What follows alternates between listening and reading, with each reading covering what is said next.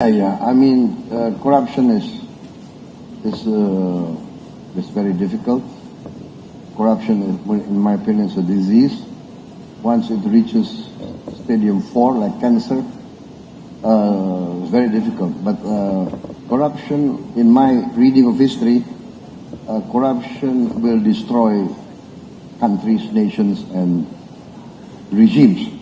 So yeah, I am determined to try to cut down corruption, and then sometimes the only thing is you must give the example, right? So yes, when I became Minister of Defense, the first night I became Minister of Defense, I remember I called in all my relatives, my nephews. I don't know if my brother was in the room. But I said, listen, I'm the Minister of Defense. Yeah, you guys cannot go into the Minister of Defense for any defense contract. Right? Understand that. So that's what I try to do. But of course, after 2-3 months, you know, business people are very creative, right? Especially Indonesian business people. So they will find ways and means, and then one day I found one of my nephew coming to me, right, with a project. I said, oh, come on, you've never been in defense. You don't understand defense, okay? So no, you look for other business. So one time we had a defense project conference in the Ministry of Defense. So my head of logistics reported to me, sir, we have these 250 projects. And let me report to you, project number 1, whatever. 3 companies in the short list. Company A, Company B, Company 3. Oh, by the way, sir, I would like to report in Company C, there's one of your nephews. Write him off. Go down the list.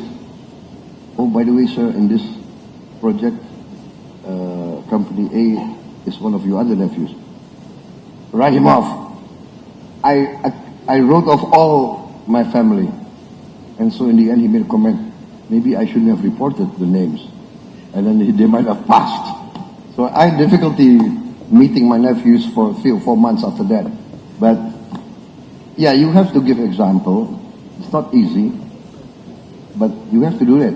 And then now, the problem with Indonesia, I think, is this. If we can get this done well, I think very fast we will be the surprise of the world. For instance, I came into 2 islands of Indonesia, Bangka and Belitung, and we got a report there were 1,000 illegal tin mines. 1,000 on these 2 islands. And we were losing maybe 80% of our total tin production to these illegal miners and to smuggling. And I said this has to stop. I made a military training program with naval ships, airplanes, helicopters, drones, and we just blocked these 2 islands. No vessel can come in and out without us knowing what's inside. And basically we stopped the smuggling. One sampan tried to go out. We found out there had tin on the sampans. Can you imagine? So, and then we confiscated several cases of tin ingots, rare earth, etc., etc.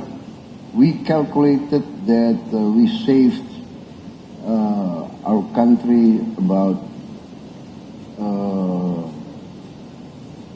a couple of $1 billion. So next year, the increase of tin production, we hope will come back to its original position, and we should be earning maybe at least 3 or 4 times what we were earning last year. So this is just one example of what we recovered. We also, of course, I took over from the previous government, handed me over the problem of about, I was reported come to us, sir, out of the millions of hectares of palm oil, about 5,000 are in violation of the law. What? Yes. Oh, no, so not 5,000, 5 million. 5 million hectares are in violation of the law. So I said, I am sworn in to uphold the law. So I told my Attorney General, my state auditing board, carry out investigations. What you find out is there's a case, terminate their concessions. And that's what we did. I think by as of this month, we have recovered about 3.7 million hectares of plantations that violated the law. One plantation, 2 plantations, one was 50,000, the other 50,000, violated the law. 18 years ago, there was a Supreme Court decision to confiscate those 2 estates, those plantations.